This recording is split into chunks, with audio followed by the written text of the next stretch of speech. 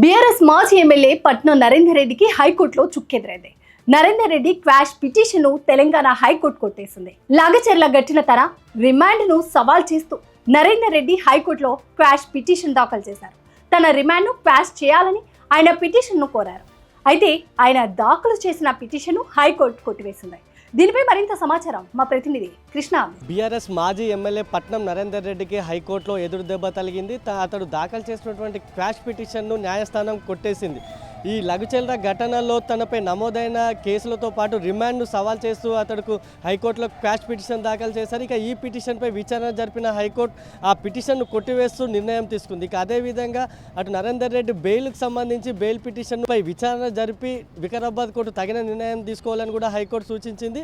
ఇక ఈ కేసులో లఘుచర్లలో అధికారులపై దాడి కేసులో ఇటు పట్నం నరేందర్ రెడ్డి ప్రస్తుతం A1గా ఉన్నారు. ఆయన గతంలోనే ఆయన అరెస్ట్ చేసిన పోలీసులు ప్రస్తుతం ఆయన చెంచల్ కూడా జైల్లో కూడా ఉన్నారు. ఇక A2గా ఇక్కడ ఘటనకు సంబంధించి కీలక సూత్రధారిగా భావిస్తున్నటువంటి సురేష్ రాజ్ ఎవరైతే సురేష్ రాజు ఇటు పట్నం నరేందర్ రెడ్డికి మధ్య ఎన్నో ఫోన్ సంభాషణలు జరిగాయని ఈ వ్యవహారానికి మొత్తం పట్నం నరేందర్ రెడ్డి కీలకంగా వ్యవహరించారని కూడా పోలీసులు ఇప్పటికే అతనిపై అభియోగాలు మోపారు. ఇక దీనిపై ప్రస్తుతం కోర్టులో ఆయన పిటిషన్ దాఖలు చేయగా అటు క్వాష్ పిటిషన్ కూడా న్యాయస్థానం కొట్టేసింది.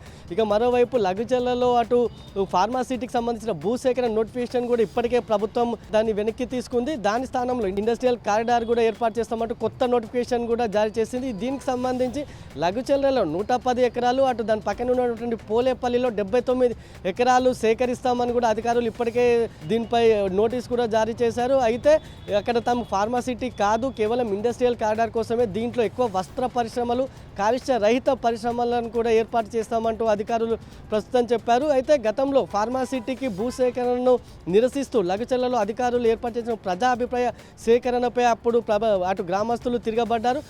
గ్రామానికి వచ్చినటువంటి కలెక్టర్ సహా అధికారులపై వారు దాడి చేశారు. ఇక ఈ దాడి రాష్ట్ర వ్యాప్తంగా చర్చానీయాంశంగా మారింది. కలెక్టర్పై దాడి చేసిన వారిపై కఠిన చర్యలు తీసుకోవాలంటూ కూడా అటు రాష్ట్ర వ్యాప్తంగా అధికారులు డిమాండ్ చేసిన పరిస్థితుల్లోనే ఈ క్రమంలోనే దానిపై విచారణ చేపట్టిన పోలీసులు మొత్తం ఇప్పటికే 25 మందికి పైగా కూడా ఘటనలో అరెస్ట్ చేశారు. ఇక మరికొందరిని అరెస్ట్ చేసే పనిలో పోలీసులు ఉన్నట్లు కూడా తెలుస్తుంది.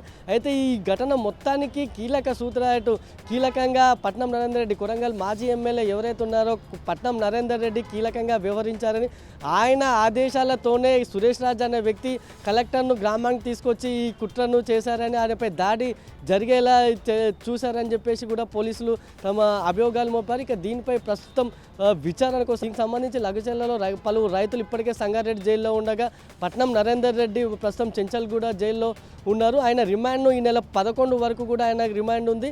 అయితే ఈ క్రమంలో ఆయన బెయిల్ పిటిషన్ దాఖలు చేయగా ఆయన మెరిట్ ఆధారంగా ఆయన బెయిల్ ఇవ్వచ్చా లేదా అనే దానిపై నిర్ణయం తీసుకోవాలని కూడా హైకోర్టు అటు వికారాబాద్ కోర్టుకు సూచించింది.